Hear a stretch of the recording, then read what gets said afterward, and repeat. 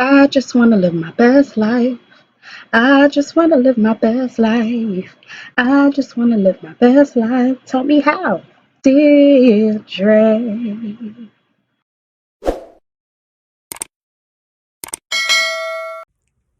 Hey guys, what's up?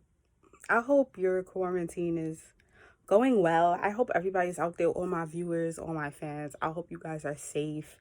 You guys are staying safe. You guys are staying inside. I hope you guys are listening because I want to go outside. I don't want to be here.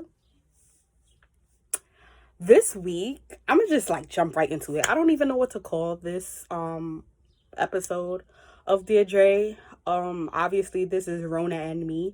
It will continue being Rona and Me until this is all over. But I don't even know what to call this episode because I don't even know what to call this week, to be honest. This is not gonna be a long video.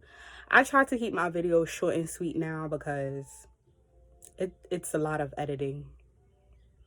And although a lot of people are not busy during this quarantine, I'm actually very busy trying to get through this with my trading business and with graduating grad school. So a lot of things happened this week. Um, and I'm just gonna be very transparent with my viewers and with my Dear Dre fans. I guess this is an episode that's gonna get really sensitive for me, and those that know me, like truly know me, I am not a softie. I don't cry very often, and I can be sensitive and emotional, but you'll hardly ever see it. And if you do see it, it'll be like a big surprise. So I'm gonna try my best to get through this video without getting very emotional, and if I get emotional, I'm just gonna edit it out. And yeah.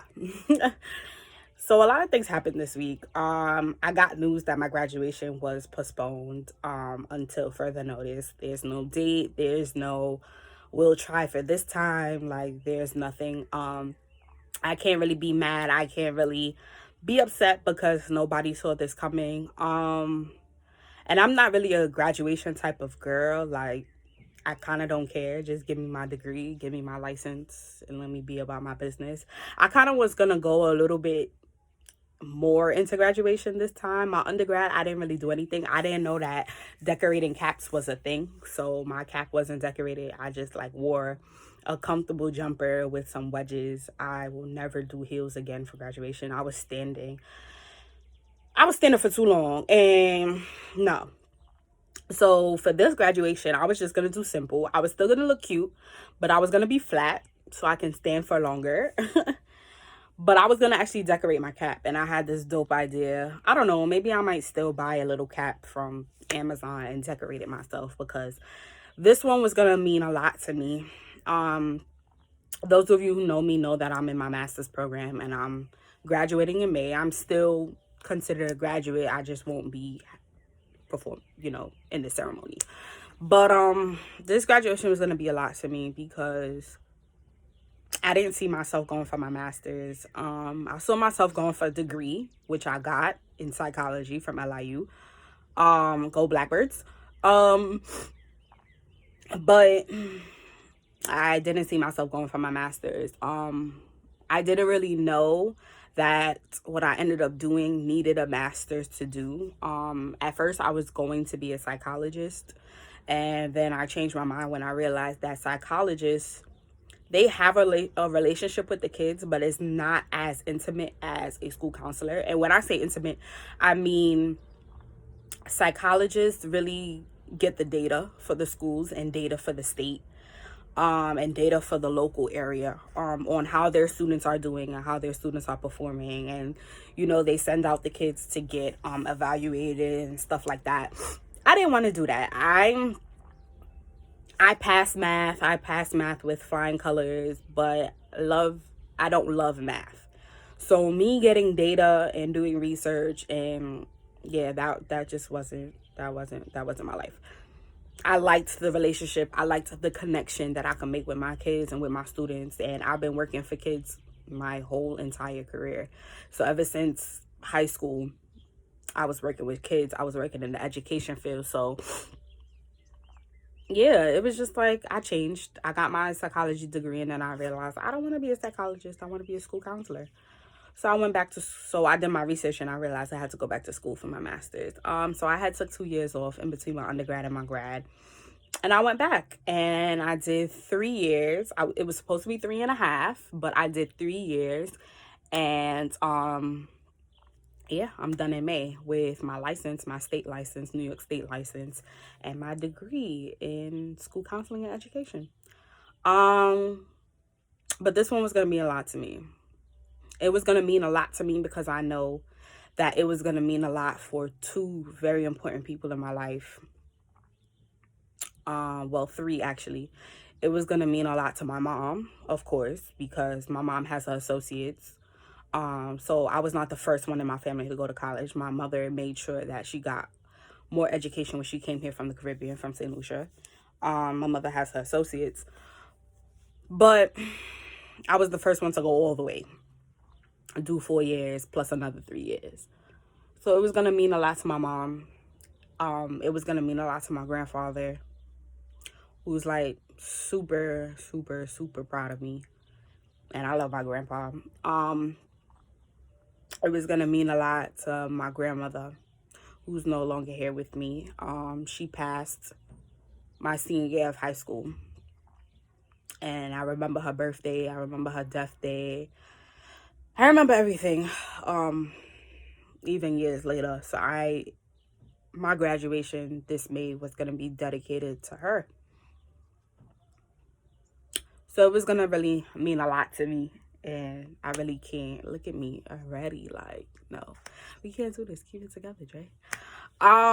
It was gonna mean a lot to me because I know that it would have meant a lot to her. And I know she's proud of me. I know she's in heaven. Like, this was God's angel. This was God's child. This was God reincarnated into a woman. Like, her and Jesus was best friends. So I know she's in heaven for sure. And I know she's proud of me. It would have been nice to actually like hear it and see it. But I know she's proud of me. And so this graduation was just gonna be like dedicated to her. I mean, I still might do it. We'll see. I'll let y'all know. But so that happened this week. Graduation got postponed, canceled and postponed, whatever. About 2 weeks ago I got some news that kind of broke my heart. And then yesterday I got some news that hurt my heart. Didn't really break my heart, but it hurt my heart. By the time y'all see this video, it's gonna be days later, so it'll probably be 3 weeks since the first heartbreak and 2 days, 3 days, maybe a week since I'll try to drop this on Easter Sunday because this is kind of a Easter Sunday type of word. But this week was weird. I think it's finally catching up to me that I'm in the house and I can't really go anywhere I want to go. And not only that, the people that I'm normally with, that I'm a super introvert. I don't get energy from other people. Like, I'd rather be alone, but I can only be alone for so long. So I still need to like go out and interact, but only with certain people. And then I like to come back and regroup and be by myself. So check on your introvert people, because the extroverts, I know y'all are out there like really dying.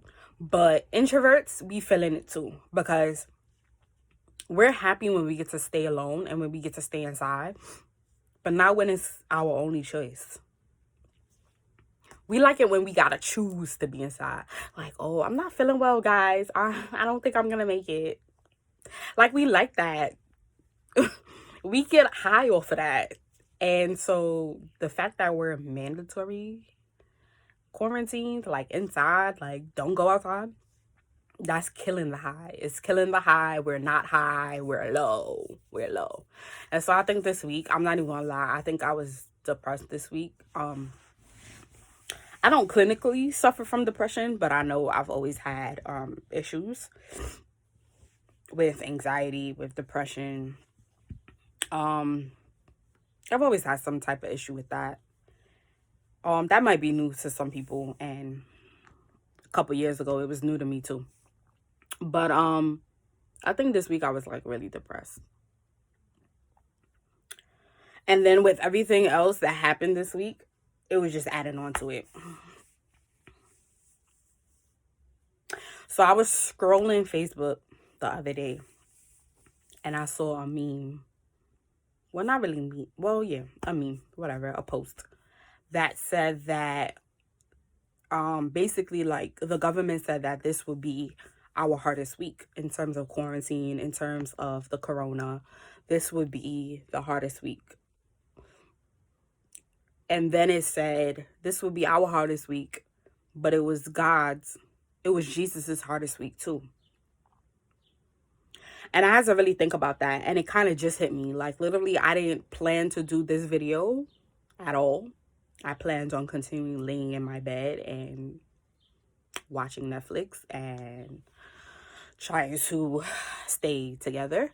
I didn't plan to make this video, but I was in the shower and I started praying because of the feelings that I had in terms of the news that I got that hurt me. And I was just like, God, I don't want to pray. I don't feel like praying. But I'm going to pray because that's what it is. Sometimes, you know, the real relationship comes between you and God when you don't really want to pray and you still pray. And so it has to become a habit to pray and to talk to God, even when we don't want to, even when we're mad, even when we don't understand what's going on, that we still have to put that aside and still communicate with the God that made us, with the God that created us. And so I was in the shower and I said, I don't feel like praying. And that's how I talk to God. Those that know me, I play a lot. I play a lot. But that's how I talk to God. That's how I talk to God. So I'm just like, Lord, I really don't want to pray right now. I really don't. I don't want to talk. I don't want to pray right now. But I'm going to. And I started praying and, you know, my eyes started tearing and stuff in the shower and I had to suck that up and get it together. And I was just like, the words that came out my mouth were, help me not to be bitter. Help me not to be bitter. I don't want to be bitter. I said the people that I found the news out about, for the most part, for what I believe, for what I trust and what I believe is that they will only want the best for me. So in return, I don't want to be bitter. And I think that's why I haven't been as messy or as rude or as disrespectful as probably my head and my brain kind of wanted me to be.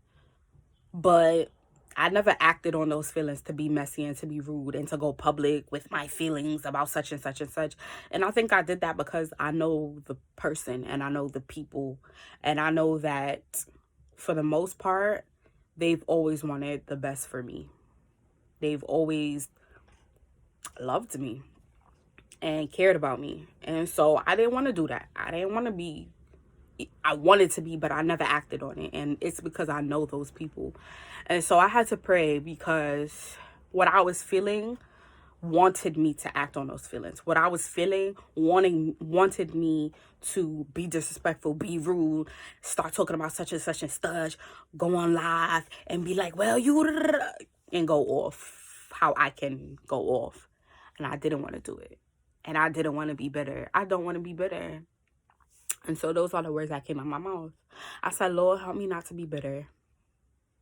Help me not to be bitter and help me to wish the best for those who wish the best for me. I hope. But even if they don't wish the best for me, help me not to be bitter. I don't want to be bitter. And I wish the best for them. And I truly, truly, truly wish the best for them. Because I had to think about it. Who would I be if I was still in those situations? If I was still in those situations today, who would I be? Would I still be the same person? Would I still be in the same place in my life? I felt after hearing the news about the two people and then graduation, all that stuff, I started feeling like, what am I doing with my life? Everybody done went and did this, that, and the third, and look at me. And a couple months ago, I found out something about somebody else too, and that shocked me. So I was shocked, heartbroken, and hurt. And I had to think like, damn, like, what am I doing? If they did that, what am I doing? I'm in school, I'm getting another degree, like, and I really tried to downplay myself, like, I'm getting my master's. I'm getting my master's in education.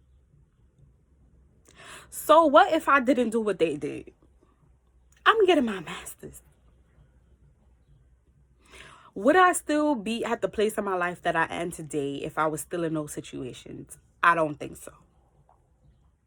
For one of those situations, no, I know for sure. No, I would not be the same person I was today. I would be a complete mess. For the other two situations, I don't know. I can't really tell, but I don't know. Um, but I wouldn't be the same. I wouldn't be the same Dre. I wouldn't be the same Shandy. I probably wouldn't be in school. I probably wouldn't be accomplishing certain things. And even though I feel like I haven't done a lot, it's time for me to start celebrating myself. I have done a lot. I have overcome a lot. And even though I'm shocked, even though I'm heartbroken, even though I'm hurt, I'm not dead. And that's why I want to drop this message on Easter Sunday. I'm not dead. I was listening to Elevation Church. Yeah, last Sunday I went to Elevation. I love Elevation Church. And the wife was talking about Psalms 24. Though I walk through the valley of the shadow of death, I shall fear no evil. And she said, you didn't walk through death. You walked through the shadow of death. You didn't die. You just went through the shadows of what could have been death. And that hit me. And that hit me again in the shower when I thought about it. And this is hitting me again while I'm doing this video. That everything that happened this week, the depression, the shock, the heartbreak, the hurt, the realization, the disappointment, the downing on myself, the anxiety, everything I'm going through this week is just a shadow of death. It's not death. Look at God. God knew that his son would have to go through the hardest week of his life this week. God knew that his son will have to go through betrayal by his closest people that he loved. God knew that his son would have to go through the most horrible death. And even before he died, they tortured him. Even before he died, he had to carry his own cross to his own like crucifixion. He had to carry his own cross. Not only carry it, but he had to get whipped, and he had to get thorns in his head. He had to do all these things, and they nailed him. My brother was still breathing, bro, when they put those nails in his hands and his feet, even before all of that. And even before his last little breath, they had to spare him in his side. Wait, no, the spear came after.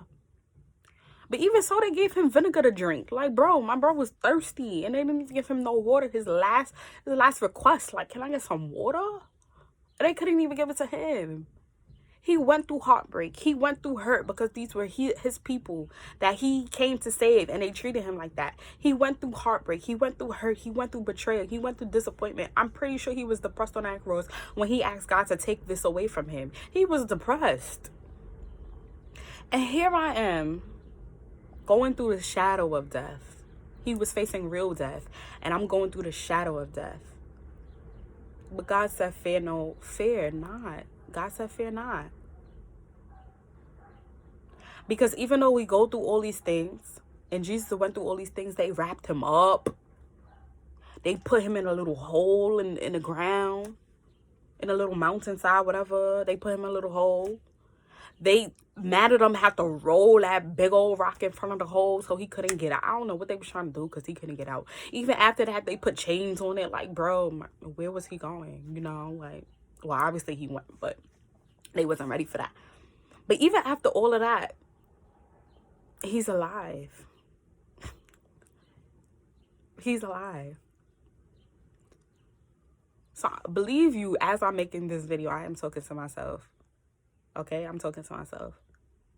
That even though I went through all of this stuff this week, and I know that there is more to come, I know that there is more to come, I'm not dead. Even though I walk through the shadow of the valley of death, I will fear no evil, for thou art with me. For thou art with me. We go through a lot of things. This quarantine has put a lot of people in some dark spaces, but we got to speak life. And we got to come to a realization and share the word, even when we don't believe it ourselves. Like I ain't believing myself. We got to believe it ourselves and share the word that we're not dead. We're not dead. All of this is happening. And I wish nothing but the best for I wish nothing but the best for those people. Truly and honestly, I just want to let it go. I don't want to be bitter about it. I don't want to be bitter about it. I let it go. And for myself, even though I walk through the shadow of the valley of death, I'm not dead. Ponder on that, guys. Until next time.